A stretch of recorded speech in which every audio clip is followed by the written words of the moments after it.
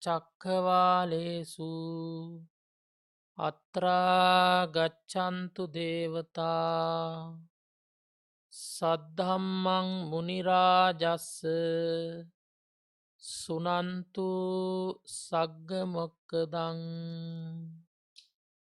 ධම්මස්සවන කාලෝ අයම් බදන්තා ධම්මස්සවන කාලෝ අයම් බදන්තා ධම්මස්සවන කාලෝ අයං බදන්තා නමෝ තස්ස භගවතෝ අරහතෝ සම්මා සම්බුද්දස්ස නමෝ තස්ස භගවතෝ අරහතෝ සම්මා සම්බුද්දස්ස නමෝ තස්ස භගවතෝ අරහතෝ සම්මා සම්බුද්දස්ස කයං විරාගං අමතං පනීතං යදජ්ජගාසක්‍ය මුනී සමාහිතෝ නතේන ධම්මේන සමත්තිකිංචි ඉදම්පි ධම්මේ රතනං පනීතං ඒතේන සච්චේන සුවත්ති හෝතු යම්බුද්ද සෙට්ටෝ පරිවන්න ඊසුචිං සමාධිමානං තරිකං්ඥමාහු සමාධිනාතේන සමෝන විජ්ජති ඉදම්පි ධම්මේ රතනං පනීතං ඒතේන සච්චේන සුවත්ති හෝතුති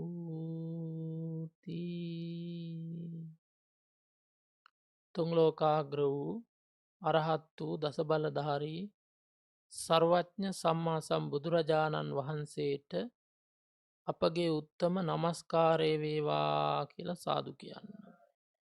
තුංලෝකාග්‍ර වූ අරහත් වූ දස බලධාරී සර්වඥ සම්මා සම්බුදුරජාණන් වහන්සේ විසින් දේශනා කරන්නට යෙදුන නෛර්යානිකුත් පරම ගාම්භීරවූත් සීසත් ධර්ම රත්නයට අපගේ උත්තම නමස්කාරය වේවා කියලා සාදු කියන්න.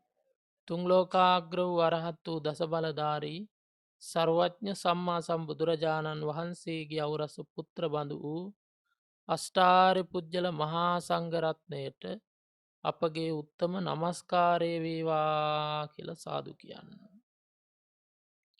සද්ධර්ම ශ්‍රවණාබිලාසී වාසනාවන්ත ගුණවන්ත පින්වතුනි,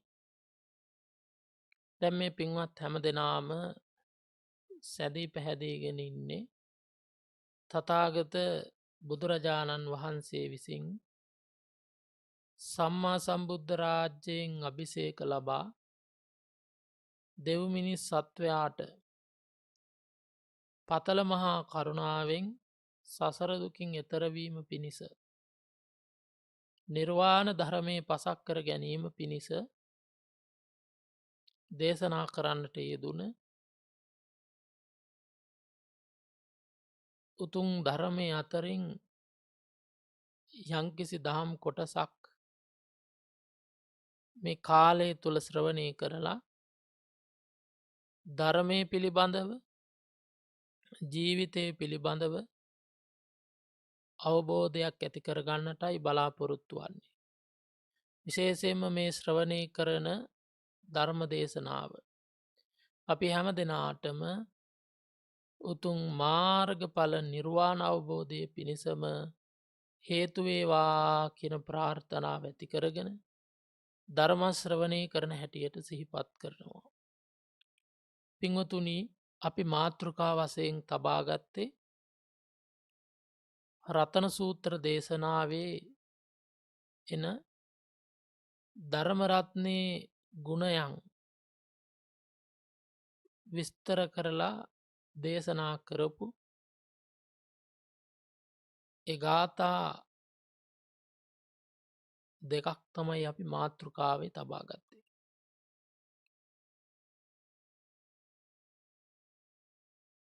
කයං විරාගං අමතම් පනීතං යදජ්ජ ගාසක්්‍ය මුණී සමාහිතු. රාගය ශේ කරන්නා වූ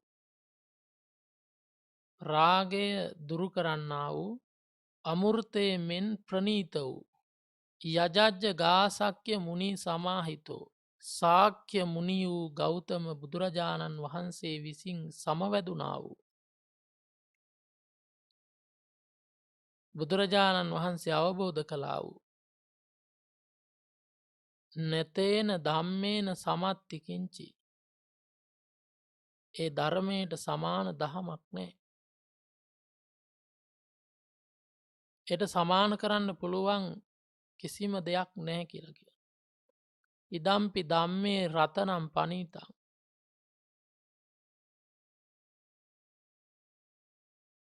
ධර්මය තුල තියෙන නැත්තං මේ ලෝකයේ තියෙන රත්නයන් අතර උතුම්ම රත්නයක් වන ධර්ම රත්නය. ඒතේන සච්චේන සුවත්ති හෝතු. මෙලව පරලොව මනුලොව දෙව්ලොව කොහෙ හෝ යම් රත්නයක් ඇද්ද ඒ සියලු රත්නයන්ට වඩා මේ ධර්ම රත්නය ශ්‍රේෂ්ඨයි. ඒතේන සච්චේන සුවත්ති හෝතු. මේ සත්‍යය වචනයෙන් සෙත්වේවා. මේ වචනේ බලයෙන් සෙත්වේවා කියලා තමයි කියන්න.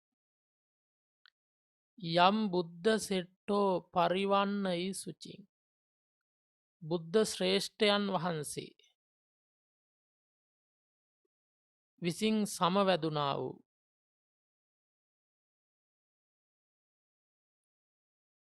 යම් බුද්ධ සෙට්ටෝ පරිවන්නේ සුචින් සමාධිමානං තරිකං්ඥමාහු.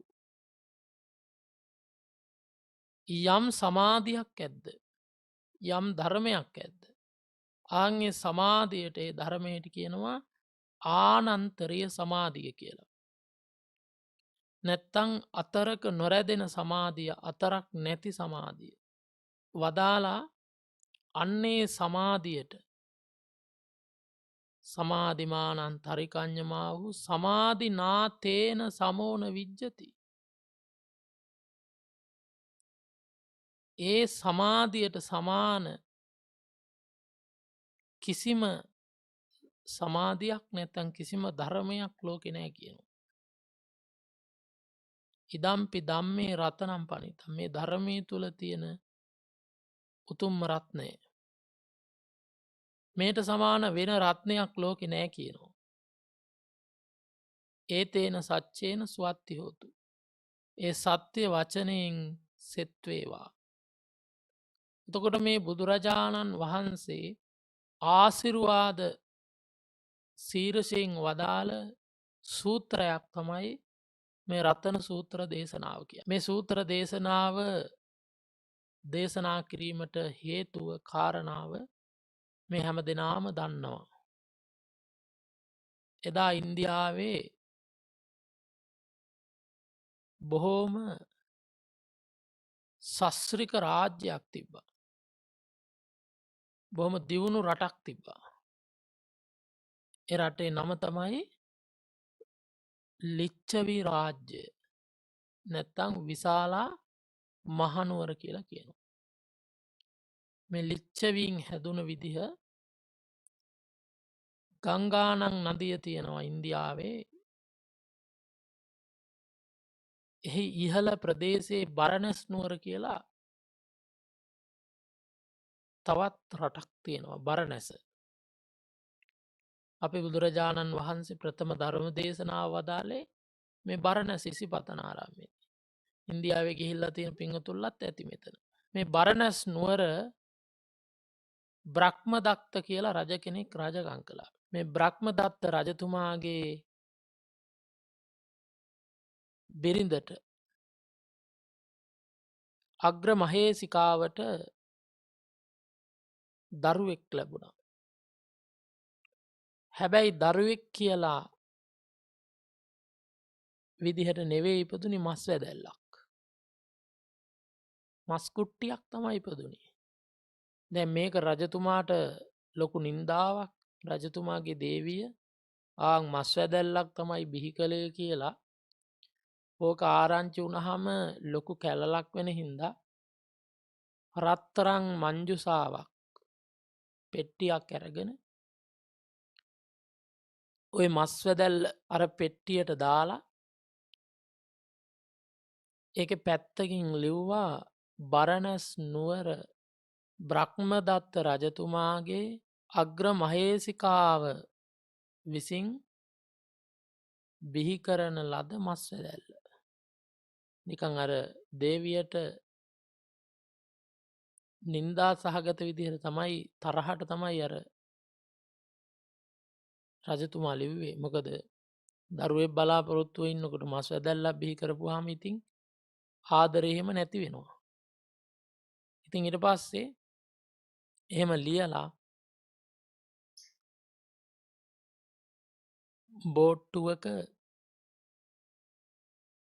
මේ පෙට්ටිය තියලා ගඟේ පා කරලා යව්ව පල්ලෙහාට.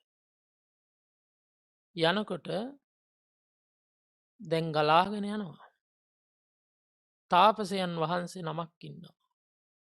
කැලේ භාවනා කරමින්. මේ තාපසයන් වහන්සේ උදේ මූණ හෝද ගන්ට ගංගාව අයිනට යනවා. බලනකොට බෝට්ටුවක් එනවා ගහගෙන කවුරුවත් නැහැ. පීනගෙන ගිහින් බෝට්ටුව ගොඩට ගත්තා. බලනකොට පෙට්ටියක් තියෙනවා. පෙට්ටිය ඇරලා බලනකොට රත්තරන් පෙට්ටියක් බලනකොට තියෙනවා මස් වැදැල්ලක්. දැන් මස් වැදැල්ලක් ආපුහම ගඳනේ. හැබැයි මේවස් මස් වැදැල්ලේ ගඳ නැහැ. ලියලා තියෙනවා බරණැස් නුවර රජතුමාගේ අග්‍ර මහේසිකාව විසින් බිහි කරන ලද මස් වැදැල්ල කියලා. ඉතින් අරගෙන ගිහිල්ලා පරිස්සමට තිබ්බා. එහෙම මස් වැදැල්ල තියෙනවා. හැමදාම බලනවා. ඔහොම යනකොට මාසයක් විතර යනකොට මස් වැදැල්ලි දෙකක් වශයෙන් කෑලි දෙකකට කැඩුනා. කෑලි දෙකකට කැඩිලා තව ටික දවසක් යනකොට අර මස් වැදැල්ලෙන්ම ඔළුවක් හට ගන්නවා. අතපය හට ගන්නවා. ටික දවසක් යනකොට මේ මස් වැදලි දෙකෙන් දරුවෝ දෙන්නෙක් හැදුණා. ගෑනු ළමයයි පිරිමි ළමයයි.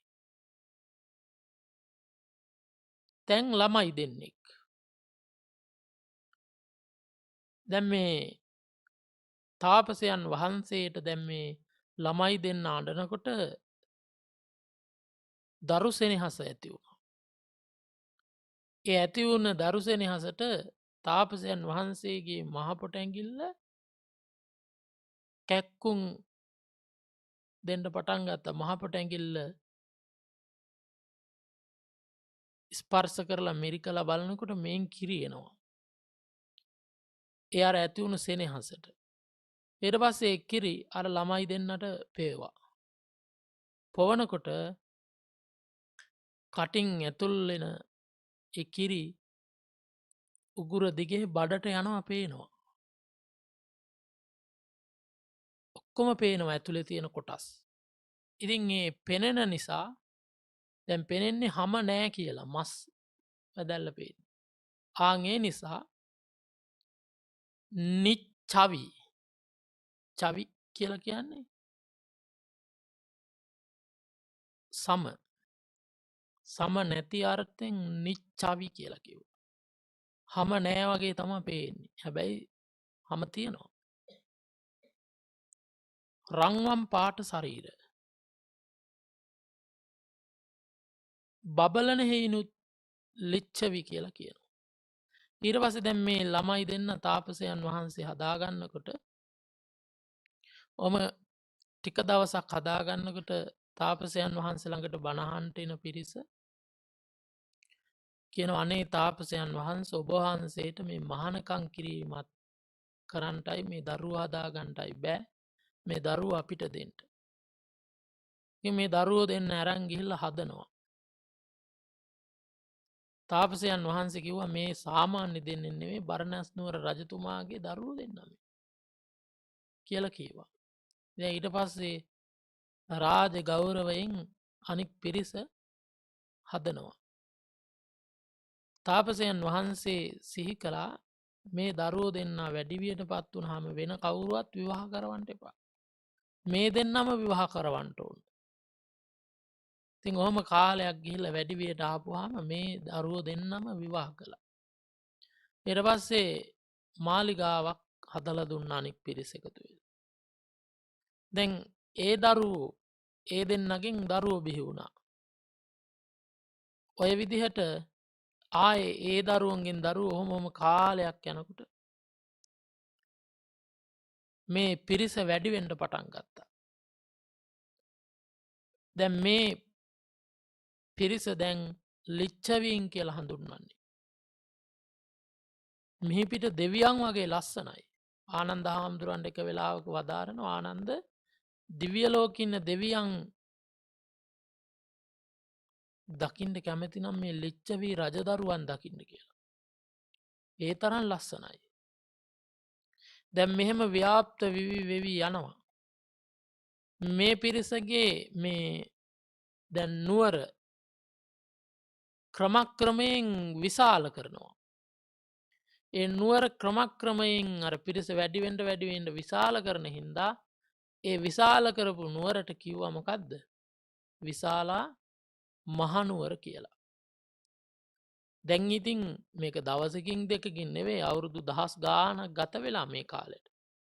බුදුරජාණන් වහන්සේ පහළ වෙන සමය එනකොට පින්වත්නි ඉන්දියාවේ තිබ්බ මහා ජනපද නැත්නම් මහා රාජ්‍ය 16ක් තිබ්බා. එහින් ලිච්ඡවී රාජ්‍යය විශාලා මහනුවර විශාල රාජ්‍යයක් බවට පත් වුණා. දැන් කොච්චර දියුණුයිද කියලා කියනවනම් හැම කෙනාම බොහොම ලස්සනයි. අන්ධයෝ නෑ, කොරෝ නෑ, බිහිරෝ නෑ, මන්ද බුද්ධික නෑ, දුප්පතුන් කවුරුත් නෑ. ඔක්කොම සමාන විදිහනේ දැන්. එක පවුලක්නේ. දැන් අද කාලේ එක පවුලක් ගත්තාම සමහර පැතිවලට යනකොට ඉන්නවනේ. නේද? ඇන කොටා ගන්නවනේ. නේද? ඔව්. මේකේ පිරිස එහෙම නෑ. ලෝකයේ තිබ්බ පළවෙනි සමූහාණ්ඩුව බිහි වුණේ මේ විශාලා මහනුවර ලිච්ඡවී රජදරුවන්ගේ. 7707 දෙනෙක් රජවරු රජකම් කළා. එක්කෙනෙක් නෙවෙයි සමූහය එකතු වෙලා ආණ්ඩුව කරවන හින්දා තමයි සමූහ ආණ්ඩුව. මේ පිරිස ළඟ තිබ්බ සත්ත අපරිහානික ධර්ම. පිරිහෙන්නේ නැත්තේ අපරිහානික ධර්ම තිබුණා. ඉතින් කොහොම හරි දැන් මිහිපිට දෙවියන් වගේ සැප ලබන රාජ්‍යයක් මෙහෙම කාලයක් යනකොට පින්වත්නි මොකද උනේ? මහා නියගයක් ඇල්ලුවා. වැස්ස නෑ දැන්. අවුරුද්දක් දෙකක් තුනක් ඔය විදිහට කාලයක් යනකොට අවුරුදු ගාණක් පෑවුවා. දැන් බොණ්ඩ වතුර පොදක් නෑ. සත්තු තැන් තැන් වල මැරිලා වැටෙනවා. ඊළඟට ගොවිතැන් බතක් කරගන්න විදිහක් නෑ. දැන් මහා ව්‍යසනයක් ආවා. දුර්භික්ෂයක් ආවා. දැන් ලංකාවටත් ඔය වගේ එකක් ආවනේ නේද? අනුරාධපුර යුගයේ බැමිණිතියාසාය කියන මහා නියං සාගතයක් ආවා. රහතන් වහන්සේලා පිරිනුවම් පෑවා. සිතුල්පව්වේ තිස්ස මහාරාමේ විතරක් එක දවසේ රහතන් වහන්සේලා 24000ක් පිරිනුවම් පෑවා. මිනිසුන්ට දාන දෙන්න දානේ නැහැ. රහතන් වහන්සේලා පිරිනුවම් පෑවා. ඒ දානේ නැති හින්දා. ඒ වගේ මහා නියගයක් ආවා. ඒ වගේ තමයි ඉන්දියාවටත් මේ එදා ඒ ලිච්ඡවි රාජ්‍යයට ආපු මේ දරුණු ව්‍යසනය මේ දුර්භික්ෂේ. දැන් මේ විදිහට මිනිසුන්ට කෑම බීම නෑ වතුර නෑ. මේ වෙනකොට මොකද වුනේ? වයසක ටික මැරෙන්න පටන් ගත්තා. හයිය නැහැනේ නේද? ඉස්සල්ලා මැරෙන්නේ ඒ කට්ටියනේ. කවුරුත් ඉතින් සලකන්නේ නැහැනේ. වයසක ටික තැන් තැන් වල මැරෙන්න පටන් ගත්තා. ඊට පස්සේ මොකද වුනේ? මේ තැන් තැන්වල මිනි වැටෙනකොට මේවා අයින් කරන්න පිරිස නෑ දැන්. ඒවායේ විසබීජ නිසා දරුණු රෝග හටගන්න පටන් ගත්ත. දැන් හැම්ම තැනම රෝග පැතිරිලා. දැන් සමහරු අහිංසක දුප්පත් පිරිස් රෝග හැදිල එහෙම්මම වතුර පොදක්වත් නැතුව කටයාගෙන උඩු බලි ඇතට වැටිලා ඉන්නවා. සමහරු මැරි මැරි යනවා දහස් ගානත් දවසකට මැරෙනවා. දැන් දුරුභික්ෂ බියත් ඇති වුණා ඊළඟට රෝගබියත් ඇති වුණා. ඊළඟට මොකද වුණේ. මේ මලකුණු වැටෙනකොට හැමතැනම මලකුණු නිසා මේ මලකුණු කන්ට යක්ෂයෝෙන්ට පටන් ගත්ත. අමනුස්ස බියත් ඇති වුණා. දැන් අර මලකුණු වලට අමනුස්්‍ය වැහිලා දැන් එකම සොහොම් පිට්ටනයක් වගේ මෙච්චර දියුණු රට. ඊළඟට පින්වත්න මොකද වුණේ දැන් අර සමහර බල සම්පන්න අමනුස්සු ඇවිල්ලා මිනිසුන්ගේ ඇඟවල්ලොට රිංගාගෙන සීරි මාන්සෙ උරාබනොව ලේටික උරාබනොව. වද දෙනවා දැන් මිනිස්සු තැන් තැන්වල වැටිලා අමනුස්්‍යයෝ වැහිලා දැන් අමනුස්ස කරදර. දැන් ඉතින් රෝගබිය අමනුස්සබිය දුරුභික්ෂබිය දැම් මේ නගරි පුරාම පැතිරිලා රට පුරාම පැතිරිලා. දැන් ඉතින් රජ දරුවන් මේකට එකේක දේවල් කරනවා. දෙවියන්ට පූජාතියනවා බාරහාර වෙනවා. එකේක දේවල් කරනවා හැබැයි හරියන්නේ. කිසිම දෙයක් හරියන්නේ. එදා විශාලා මහනුවර තන්ත්‍ර විද්‍යාව තිබ්බ ගැන මන්ත්‍ර ශාස්ත්‍රයේ තිබුණා සමහර මන්ත්‍ර අතට බෙහෙත් අවස දැරගෙන බෙහෙත් අවසදෙන මන්ත්‍රයේ මතුරපුහාම නොපෙනී අන්ට පුළුවන්. සමහර මන්ත්‍ර තියෙනවා ඒ මන්ත්‍රය කියලා ඉස්සරහඉන්න කෙනගේ මුණ දිහා බලපුවා මෙයා හිතනදේ දැනෙනවා. සමහර මන්ත්‍ර තිබ්බා ඒවා කිව්වහම අහසින් යන්ට පුළුවන්. සමහර මන්ත්‍ර කිව්වහම පොළවෙ කිමි දෙන්න පුළුවන්. නොපෙනී අන්ට පුළුවන්. ඊතලයට මන්ත්‍රයේ මතුරල අහසට විද්ධහම වහිනවා. ඊතලවලට මන්ත්‍රයේ මතුරල අහසට විද්ධහම ගිනි වහිනවා. ඔය වගේ මන්ත්‍ර තිබ්බ දැන් යන්ත්‍ර මන්ත්‍ර ගුරුකං මොකක්වත් අහන්නේ දැන්. දැන් අමනුෂ්‍යෝටික අරක්ගන දැන් ඉතින් බාරහාර වුණා ඊළඟට කරන්න පුළුවන් ඔක්කොම ජාති කලා දැන් අපිත් එහෙමනි මොනහරි කරදරයක් ආපුහම්මකතු කරන්න. දේවාලොලට යනවා නිමිතිද බලනවනේ ඔක්කොම ජාතිටික කරලා තම අන්තිමේට බෝධීන් වහන්සිකාවටෙන් බෝධි පූජාවතියන්. කලින් බෝධි පූජාව තිබ්බන හරියනවා. කොමටික වට පිටාව ගිහිල්ලා සමහර විට දැන් ඔන්න මොකක් හරි එකක් ඇවිල්ල මහත්තයා ලෙඩ වෙලා ඊට පස්සේ රස්සාාවට යන්ඩ බැරුව රස්සාාවත් නැති වුණා ඊට පස්සෙ මොක දුණේ. කණ්ඩ බොන්්ඩත් නෑ දැන් හරිම දුකයි බෙහෙත් ගත්තට ලෙඩේ හොඳ වෙන්නෙන්න ඊට පසි මොකද වෙන්නේ. ඔන්න බුප්ත පැත්තට හැරෙනවා. ගිල්ල දේවාලොල ගිහිල්ලා කට්ටඩියන් ගෙනල්ලා දැන් ඉතින් සමහරට කියනවා දැන් ගෙදෙට්ට ලොකු විනයක් කරලා තියෙනවා. සොහොංගලු වෙලා කියනවා. ඉරවස්සමකතු කරන්න. ඕක කපන්ඩනම් 50,000ක් ඕන. කසාද බඳිනකොට අම්මයි තාත්තයි ඇරන්දුන්න රත්තරම් බඩු ටික තියලා ගෙදර ගෑනු එක්කෙන කොහොමහරි අරගත් කරනවා. ඒටික උකස් කල් නේ ඒ තරම් මෝඩයි වැඩිම් මෝඩ උපාසකම්මලන්න. ඉතින් අනේ සාන්තියක් නෑ. මෙයාලත් කරලා ඇති බහිරව පූජාද අරවාද මෙව්වද කොම කරලා ඇති. එදා ඉන්දියාවේ එදා ලිච්චවී රාජ්‍යයේ පිරිසත් මේ ඔක්කොම ජාති කළ හරියන්නේ. දැන් සාකච්ඡා කරනවා කවුද මේකට පිහිටට ඉන්නේ කොහොමද මේකින් ගැලවෙන්න කියනකොට කියනවා. රාජ සභාවේ තුනුරුවන් සරණගිය සැදැහැවත් බෞද්ධ උපාසකෙක් අමාත්‍යවරයෙක් කියනවා සාක්‍ය කුලයෙන් නික්මිලා පැවිදි වෙලා ලොවතුරා බුද්ධත්වයට පත්වන. ඒ බුදුරජාණන් වහන්සේ අපේ නුවරට වඩම කරගමු. උන්වහන්සේ අපේ නුවරට වඩම කරගත්තොත් මේ ව්‍යසනයන්ගෙන් අපි මිදෙනවා. තව ශාස්තෘුවරු වඩම කරවන්ට මක්කලි ගෝසාල සංජයේ බෙල්ලට්ටික ආදී පිරිස නිගණ්ඩ නාතපුත්‍රාදී පිරිස ගෙන්න්නන්ට හැදවා. හැබැයි ඒක නවැත්තලා බුදුරජාණන් වහන්සේගේ තේජස දඹදිව පුරාම පැතිරී තිබෙහින්ද මේ පිරිස කරන්න පුළුවන් ඔක්කොම කරලා බැරිම තැන ඔන්න ඒ අල්ලපු රට තමයි රජගහනුවර නැත්තම් මගද රට මගද අගනුවර රජගහනුවර වේළුවනාරාමි බුදුරජාණන් වහන්සේ වැඩ ඉන්නකොට පිරිසක් ගිහිල්ලා වන්දනා කරලා ආරාධනා කරනවා ස්වාමීනි අපේ රටට මෙහෙම විපතක් ඇවිල්ලා. මෙච්චර කාලයක් දැන් වැස්සනෑ ඒ නිසා මහා දුර්භික්ෂයක් පැතිරෙලා දුර්භික්ෂය නිසා මිනිස්සු මිය යනවා. ඒ නිසා විසබීජ පැතිරිලා හැමතැනම රෝග හටගෙන රෝග නිසා මිය යනවා. මේ මලකුණු කන්ට අමනුස්සු ඇවිල්ලා අර මැරෙන්ඩින්න පිරිසගේ ඇඟවල්ලොට වැහිලා අමනුස්ස බියක් ඇති වෙලා.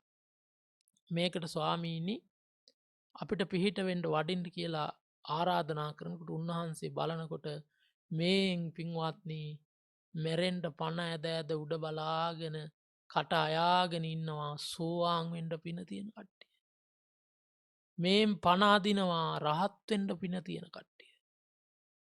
මේන් තුනුරුවන් සරණ ගිහිල්ලා සසර කෙටිකර ගණ්ඩ තියෙන පින තියෙන කට්ටිය මේ වැටි වැටි ඉන්නවා ලෙඩ වෙලා අමනුස්ස පීඩන නිසා. අන්න ඒ වෙලා බුදුරජාණන් වහන්සේ විශාලාවට වඩින්නට ආරාධනාව පිළිගත්තා. ආරාධනා පිළියරගෙන රටේ රජතුමාටත් සීකරනවා බුදු හාමුදුරුව විශාලාවට වඩින් ආරාධනා භාරගත්ත කියලා විශාලාට ගියා. ඒ වෙලාවේදි බිම්බිසාර මහරජතුමා දූවගෙන ගිහිල්ලා බුදුරජාණන් වහන්සේගෙන් අහනවා ස්වාමීනි ඇත්තද විශාලාට වඩින්ට තීරණය කරාද? ඔව් මහරජ තථාගතයන් වහන්සේ වඩිනවා. ඊට පස්සේ කිව්වා එහෙනම් ස්වාමීනි ඔහොම වැඩයින්ට මම මාර්ගය සරසනවා කියලා පින්වත්නි රජගහනුවර ඉඳලා විශාලා මහනුවර ගංගානං ගඟෙන් බෙදෙන්නේ ඒ දක්වා මාර්ගය සුද්ධ කරලා සුදු වැලි අතුරුවල ලද පස්මල් ලිහලා පාර දෙපැස්සේ පුංකලස් තියලා මල් මාලාවලින් සරසලා කොඩි දද පතාක යොදලා දිව්‍ය විමානයක් වගේ සැරසුවා.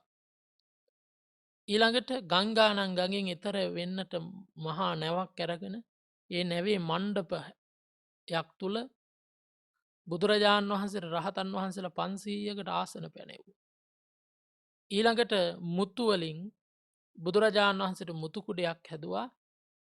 එක ඡත්‍රයක් එක කුඩයක් තියෙනවා. ඒ කුඩේ උඩ තවත් කුඩයක්. කුඩ දෙකක් හිටින විදිහට බුදුරජාණන් වහන්සේට ඡත්‍රයක් මුතු කුඩයක් හැදුවා. රහතන් වහන්සේලාට එක එක ඡත්‍රේ ගානේ හදලා පංච තූරේ වාදනයෙන්ම බුදුරජාණන් වහන්සේ වඩම්මගෙන යනවා. ලිච්ඡවි රජදරුවන්ට කියනවා තථාගතයන් වහන්සේට මේ වගේ අපි පූජා කරන්නේ ඔබලත් මේ විදිහ පූජා කරන්න කියලා.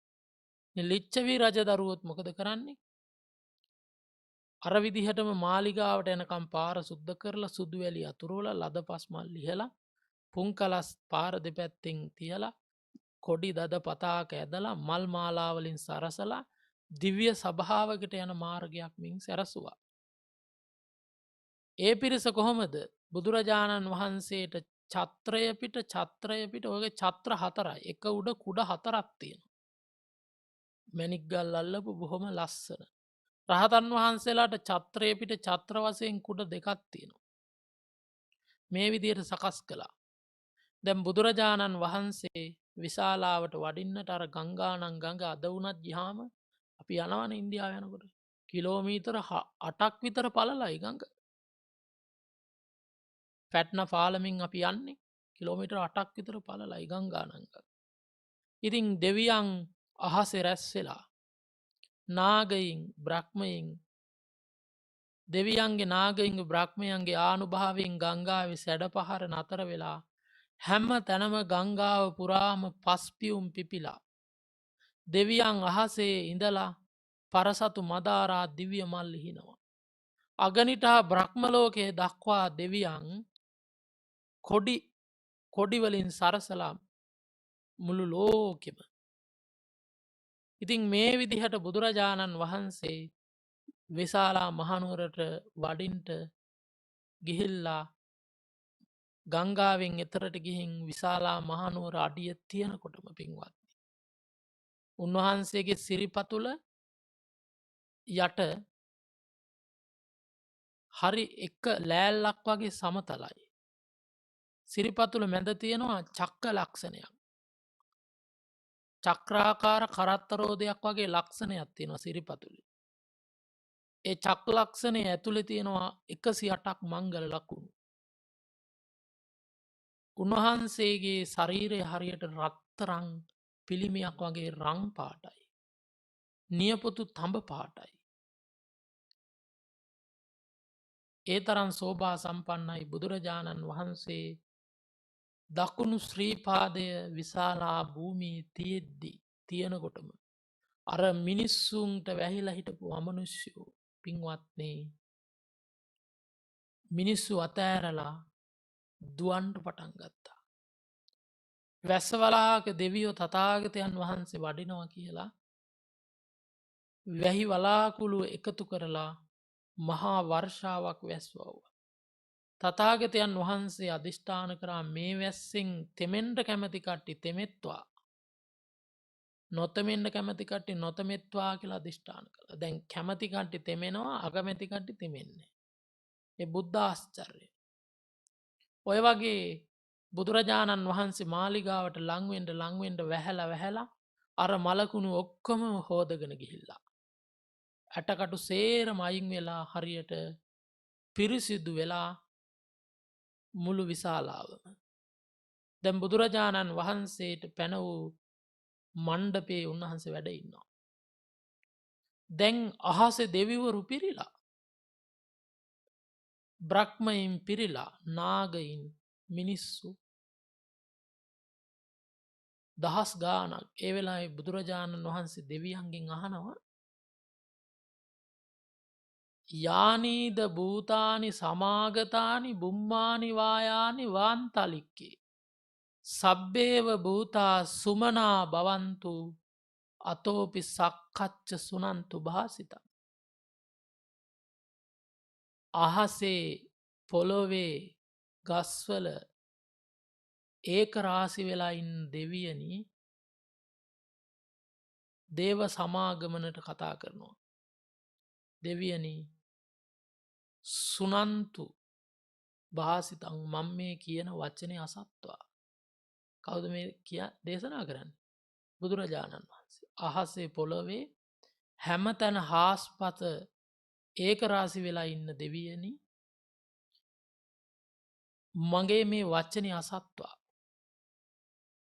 මම මේ කියන දේ අහන්න කියලා කියන.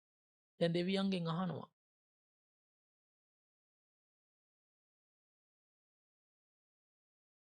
ඒක රාසි වෙලා හාස්පස එකතු වෙලා ඉන්න දෙවියන්ගෙන් දැන් බුදුරජාණන් වහන්සේ වැඩිය හින්දා අමනුෂ්‍යෝ පලා ගිහිල්ලා දැන් අමනුෂ්‍ය දෝෂ මොකුත් නැහැ. අහනවා දෙවියන්ගෙන් ඔබලා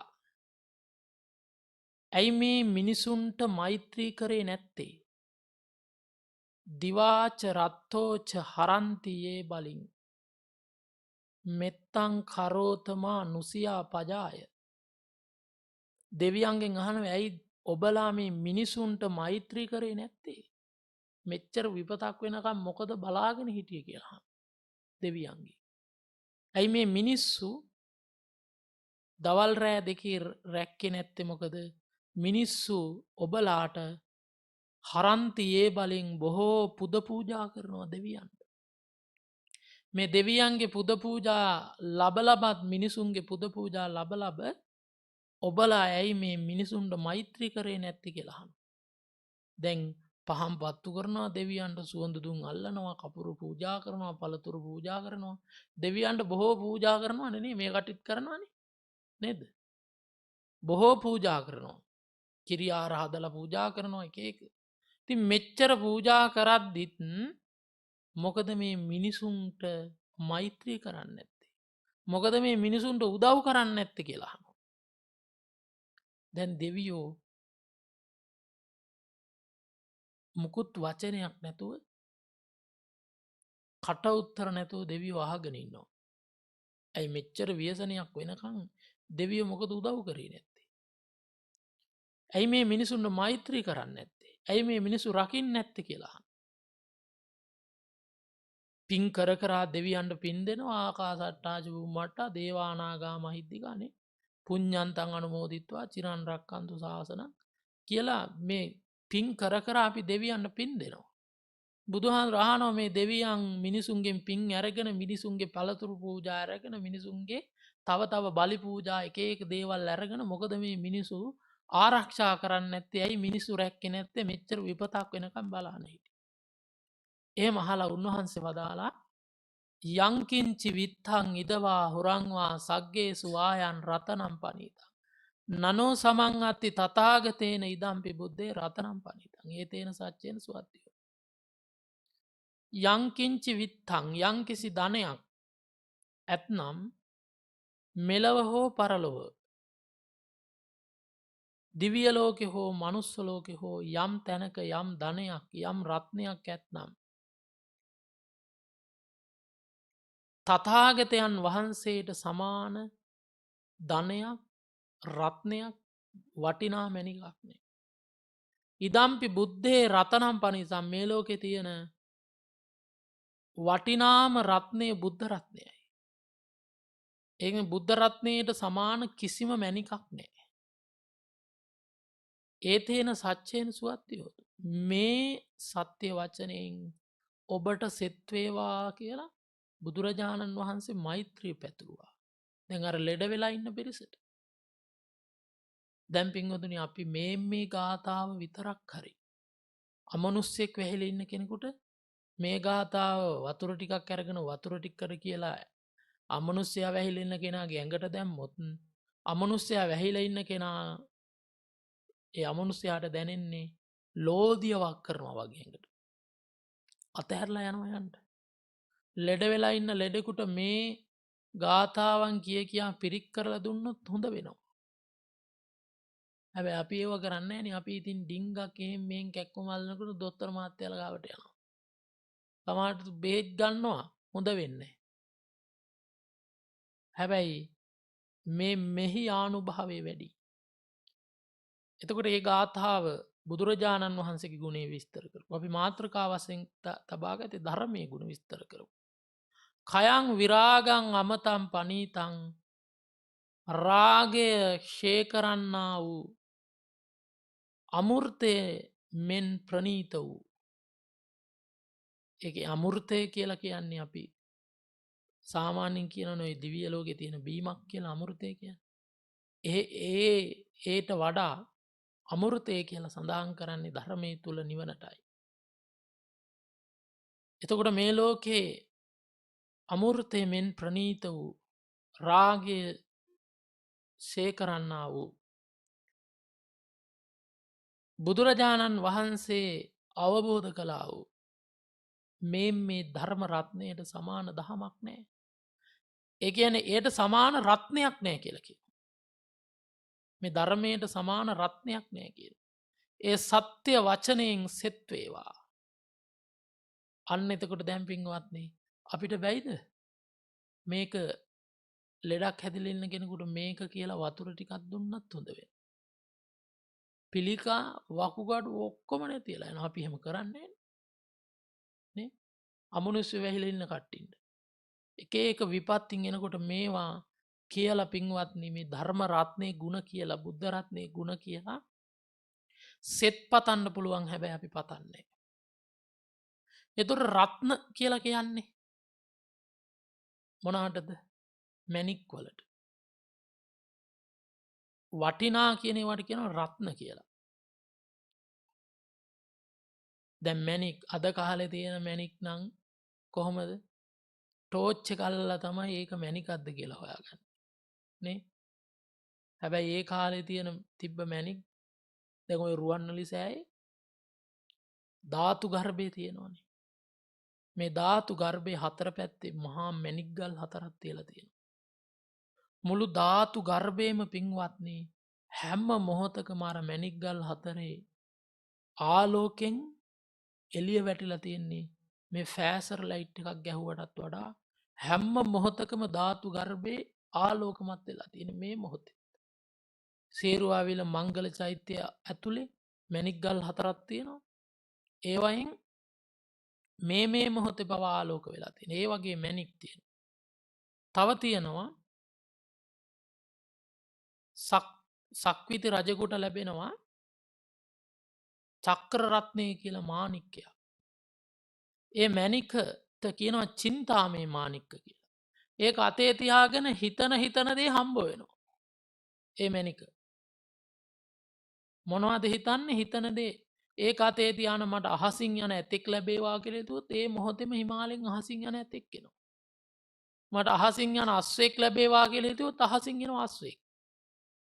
ඒවා චින්තා මේ මාණික්ක චින්තාමණි මාණික්ක කියලා කියන්නේ. ඒවා මහා පින්වන්තයොන්ට පහළ වෙන්නේ. ඒවා සක්විති රජවරුන්ට විතරයි. තවර අපේ බුදුරජාණන් වහන්සේ කුසරජ්ජුරුව වෙලා හිටපු කතාව දන්නවනේ. මූණ විකෘති වෙලා කැවුම් ගෙඩියක් වගේ තිබ්බ කියලා කියන්නේ.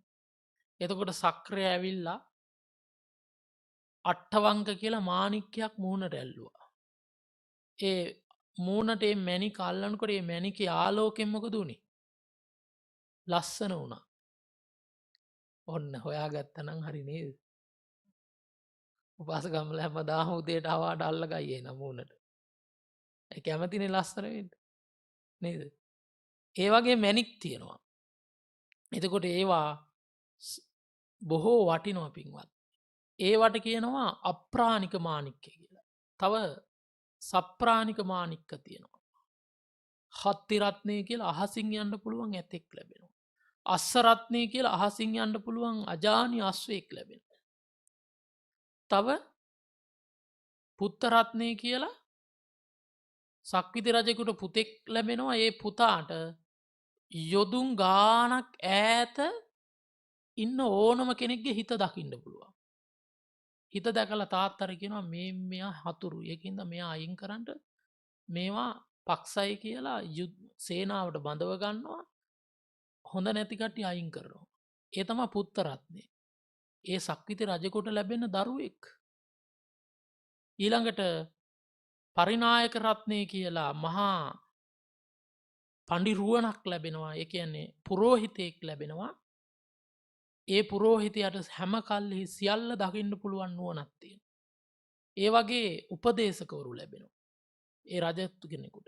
ස්ත්‍රී රත්නේ කියලා හීනකින්වත් තමන්ගේ ස්වාමියා හැර අන් පිරිමියෙක් ගැන හිතන්නේ නැති සියලුම ස්ත්‍රී ගුණයන්ගෙන් යුක්ත මහා සෝභා සම්පන්න දිව්‍යාංගනාවකටත් වඩා ලස්සන ස්ත්‍රියක් ලැබෙනවා. ඒ ස්ත්‍රී රත්නයයි.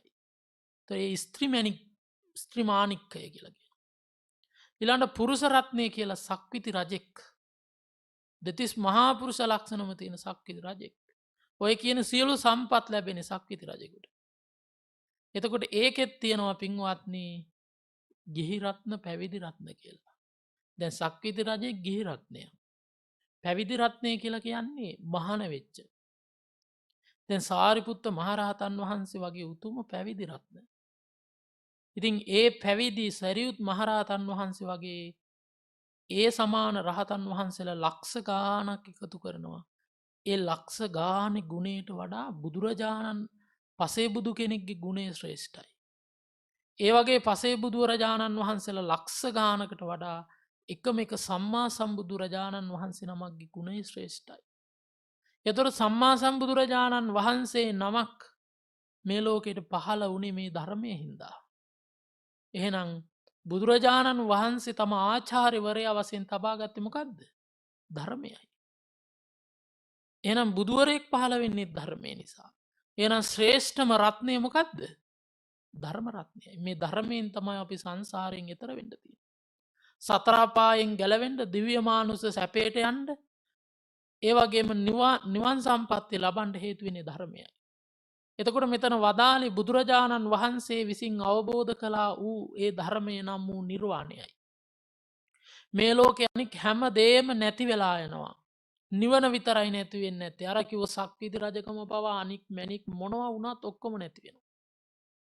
හැබැයි ආනන්ත්‍රය සමාධිය නම් වූ එක තැනකවත් නොරැඳෙන නිර්වාණය දක්වාම නැතන් නිර්වාණයටම කියන සමාධිය ඒ ධර්මය ඒක කවදාවත් නැතිවෙන්න අනික් ඔක්කොම ජරා මරණ නිසා නැති වෙලා යන හැබැයි නිවන් දැක්කොත්තායි නැතිවෙන්නේ. එනම් ඒකයි මේ ලෝකෙ තියෙන ශ්‍රේෂ්ඨම ධර්මය. එයයි මේ ලෝකෙ තියෙන ශ්‍රේෂ්ඨම රත්නය. සත්වයන් හතර අපායෙන් ගලවලා සංසාරයේ සුගති ගාමී පැත්තර යොමු කරලා. ඊටත් එහාට ගිය ජාති ජරා ව්‍යාධි මරණ සෝක පරිදේව දුක්ඛ දෝමනස් උපායාස යන සසර දුක්ඛ කන්දයෙන් විනිර්මුක්තව ලබන උත්තම ඵලය නිර්වාණයයි. එතකොට නිර්වාණයයි මේ ලෝකයේ තියෙන ශ්‍රේෂ්ඨම රත්නය. ශ්‍රේෂ්ඨම ධර්මය. නතේන ධම්මේන සමත්තිකින්චි නිවන නැමැති ධර්මයට සමාන දහමක් මේ ලෝකේ නැහැ කියනවා. පින්වත්නි බුදුරජාණන් වහන්සේ වදාරනවා මහණෙනි යම්කිසි කෙනෙක් ඔබලා ළඟට ඇවිල්ලා කියනවා යහුලක් අරගෙන ඒ කියන්නේ අලවංගුවක් වගේ හෙල්ලයක් අරගෙන ඇවිල්ලා කියනවා මේකෙන් උදේට අනිනවා 100 පාරක් මේ පැත්තෙන් යන්නාම හිල්ලලා අනිත් පැත්තෙන් යනවා ඇඟේ දවල්ට 100 පාරයි හවාට 100 පාරයි දවසකට 300 පාරක් අයිනවා එක පාරක් යන්නම් මැරෙනවා මේ උදාහරණයකට ඔහොම අවුරුදු 100ක් අනිනවා කවුරු හරි කියනවා නම් අවුරුදු 100ක් ඇනපු තැන සෝවාන් වෙනවා කියලා. ඒ අනුම් පාරවල් කන්ට කියනවා. ඇයි ඊට වඩා මේ සංසාරේ අපාවල ඉපදිලා විඳපු දුක් අනන්තයි. ප්‍රේතයෝ වෙලා අසුරයෝ වෙලා විඳපු දුක් අනන්තයි. හැබැයි අපිට සංසාරේ දුක පේන්නේ නැහැ දැන්. ආන් ඒ නිසා පින්වත්නි මේ සසරෙන් අපි ගලවන්න තියෙන එකම පහුර එකම රත්නය ධර්ම රත්නයයි. ඉතින් ඒ ධර්මය අපි අවබෝධ කරගත්තොත් අපි අමරණීය වෙනවා. අජරාමර වෙනවා. නිවන් දකිනවා. ඒ නිසා මම ප්‍රාර්ථනා කරනවා ඔබ සියලු දෙනාටම මේ ගෞතම බුද්ධ ශාසනය තුලදීම මේ ශ්‍රේෂ්ඨ ධර්මය නම් වූ නිර්වාණ ධර්මය පසක් කර ගැනීම සඳහා මේ ධර්ම ශ්‍රවණය කළ කුසලයේම හේතු වාසනා වේවා කියලා ප්‍රාර්ථනා කරනවා. මේ ලෝකේ පරලෝකේ හෝ කොහේ හෝ ධර්ම රත්නයට සමාන රත්නයක් නැහැ. ඒ සත්‍ය වචනයෙන් ඔබ හැමදෙනාටම සිතක් සාන්තියක් සැලසේවා දීර්ඝායස සම්පත්තිය සැලසේවා ගිහි ජීවිත වාසනාවන්ත වේවා ප්‍රඥාව පහළ වේවා ලෝකෝත්තර මාර්ගයට පැමිණ අමා මහ නිර්වාණයෙන් සැනසී ගන්නටම හැමදෙනාටම මේ කුසල් හේතු වේවා ධර්ම රත්නේ අනන්ත ආශිර්වාද බලයෙන් යහපතක්ම වේවා කියලා ප්‍රාර්ථනා කරනවා. අද දවසේ මෙම ධර්ම දේශනාවෙහි සදැහැති දායකත්වය දරාගෙන කටයුතු කරන්නේ ස්වර්ණා කුමාරසිංහ මෑණියන්, දීපිකා කුමාරසිංහ, චාන්දනී කුමාරසිංහ, චතුරිකා කුමාරසිංහ, රාධිකා කුමාරසිංහ, පුබුදු කුමාරසිංහ දූපුතුන්, වසන්ත වික්‍රමගේ, ආර් සුධර්මසිරි, ජූඩ් කිස්ටෝපර්, නිහාල් සේනාරත්න, චමිලා කුමාරසිංහ බෑනාවරුන් හා ලේලිවරුන් ඇතුළු දරුමුණුබුරු මිනිබිරියන් ඇතුළු පවුලේ සියලු දෙනා අරමුණ වශයෙන් පවත්ව ගන්නවා වසර 4කට පෙර මිය පරලොව ගිය විශ්‍රාමික විදුහල්පති ආනන්ද කුමාරසිංහ මහතාට දායකත්වය දැක්වූ සියලුම දෙනාගේ සහ සහභාගී වූ සියලුම දෙනාගේ මියගිය මව්පිය සහෝදර සහෝදරයන් ඇතුළු සියලු දෙනාට පින්පෙත් අනුමෝදන් කිරීමත් ඒ වගේම පවුලේ සියලුම වැඩිහිටියන්ට සහභාගී වූ සියලුම දෙනාට හා දූ දරුවන්ට තාරක දර්ශනී නිමන්ත එරංගා කාවින්ද්‍යා අසෝන් අසේන් දිලෝමි මදුමි දුලාර ඉසුරු ඉසිර රවින්ද්‍ර රවින්දු ස්වේතා රස්මි යන මුණුබුරු මිනිබිරියන්ට එවගේම තිදස් වික්‍රමගේ පුංචි පුතාට ආරධ්‍යා යසස්සි සිංගිති දියණියට පූජ්‍ය කිතුල් හිටියාවේ ධම්මරතන ස්වාමින් වහන්සේට සහ මෙම විහාරස්ථානයෙහි විහාරාධිපති නායක ස්වාමින් වහන්සේට සහ අසනීප තත්ත්වයෙන් සිටින වසන්තා ඉරාංගනී ගුරුතුමියටත් සෝමලතා කුරුප්පු ඥාතිවරියටත් ගුණවර්ධන මහතාටත් නවරත්න ගුරුමෑණියන්ට ආශිර්වාද කිරීමේ අදහසින් දායකත්වය දරන්නට යෙදුණා. එනම් දායකත්වය දරන්නට යෙදුන පින්වත් හැම දෙනාගේම ඒ මිය පරලෝකීය සියලු ඥාතීන්ට මේ පින්වත් වේවා. ජීවත්ව සිටින ඒ දරුමුණුබුරාදීන් සියලු දෙනාට නිදුක් නිරෝගී සම්පන්නිය නිර්වාණ සම්පත් ලැබේවා කියලා ප්‍රාර්ථනා කරමු. ඒ වගේම දෙවි දේවතාවුන් වහන්සේලාටත් මේ පින් අනුමෝදන් වේවා. අවීචේ පටන් බවාග්‍රේ දක්වා ඉන්න හැම දෙනාටත් මේ පින් අනුමෝදන් වේවා. ඒ වගේම ධර්ම දේශනාවේ දායකත්වය දරන්නට යෙදුන මේ පින්වත් හැම දෙනාටත් මේ උතුම් කුසල ශක්තිය නිර්වාණ අවබෝධයේ පිණසම හේතු වාසනා වේවා කියලා ප්‍රාර්ථනා කරගන්න. ආකාසට්ඨා ච බුම්මට්ඨා දේවා නාග මහිද්దికා පුඤ්ඤන්තං අනුමෝදිත්වා චිරන් රක්ඛන්තු සම්බුද්ධ ශාසනං චිරන් රක්ඛන්තු සම්බුද්ධ දේශනං චිරන් රක්ඛන්තු සම්බුද්ධ ශාවකන්ති. ධර්ම ශ්‍රවණානිසංසයෙන් යහපතක්ම වේවා. සාදු සාදු සාදු. ඒ උතුම් වූ සදර්ම දේශනා පවත්වා වදාළ මර්දන් කඩවල තෝරුවැබ කදිරාගම ඉසිපතනාරාම සේනාසනයේ ප්‍රධාන අනුශාසක පූජ්‍යපාද කොළඹිස්සේ විමුක්ති රතන ගෞරවනීය ස්වාමින් වහන්සේට තව චිරාත් කාලයක් මෙවැනි වූ ශාසනීය කටයුතු සිදු කරන්නට ශක්තිය ධෛර්යය නිදුක් නිරෝගී චිරජීවනයේම ලැබේවායි අපි සියලු දෙනාම එක්ව සාදුනාද පවත්වා ප්‍රාර්ථනා කරමු. සාදු සාදු සාදු. සදර්ම දේශනාවේ දායකත්වයේ දරූ පින්වත් පිරිසට ගෞරවනීය ස්වාමින් වහන්සේට පරිස්කාර පූජා කරන්නට ආරාධනා කරමින් අපි උතුම් වූ මහා සංඝරත්නය මෙලෙසින් වන්දනා කරමු. සාදු සාදු සාදු.